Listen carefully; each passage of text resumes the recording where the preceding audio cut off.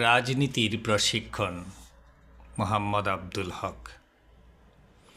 ভাষা আন্দোলন হলো, 52 প্রাণ দিল সালাম বরকত রফিক জব্বার। স্বাধীনতা যুদ্ধ হলো, 71 শহীদ হলো 30 লক্ষ। বাংলাদেশ হলো। এতটা পথ পাড়ি দিয়েও ওরা শিখেনি ভালো কিছুই। রাজনীতি শিখেনি কথা বলা এখনো। মাঠে কিংবা কনফারেন্স রুমে সবখানেই করে গলাবাজি, চলে চিৎকার, চলে চেঁচামেচি।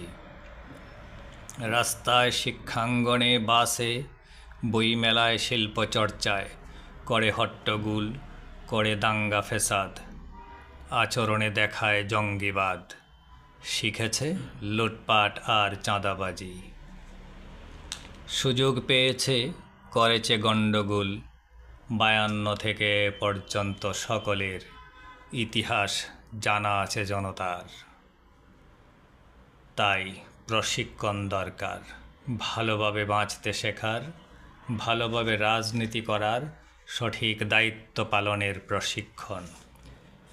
এদেশে স্বাধীনতা বিরোধী যারা, তারা তো প্রাণ থাকতেও মরা, ওরা মরে মরেও বাঁচে।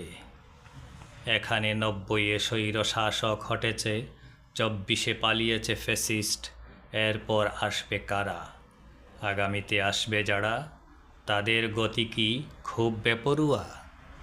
জনগণ মনে প্রশ্ন জাগে বিস্ময়। তাড়াহুড়ো নয়, ধীরে, এখন প্রশিক্ষণের পালা। প্রশিক্ষণ চলছে, রাজনীতি শেখার প্রশিক্ষণ। দীর্ঘ সময় নিয়ে শিখে নিক তারা। দীর্ঘ সময় নিয়ে শিখে নাও তোমরা। দীর্ঘ সময় নিয়ে শিখতে চাই আমিও। ভাষা আন্দোলন, স্বাধীনতা সংগ্রাম, ইতিহাসের পথ ধরে 21-এর চেতনায়, বিজয়ের প্রেরণায় প্রশিক্ষণ চলছে। তারপর থামলে বেপরুয়া গতি, তবেই দায়িত্ব পেতে পারে তারা। তবেই দায়িত্ব পেতে পারো তোমরা। তবেই দায়িত্ব পেতে পারি আমরা, যখন আমরা যাদের দিই অনুমতি।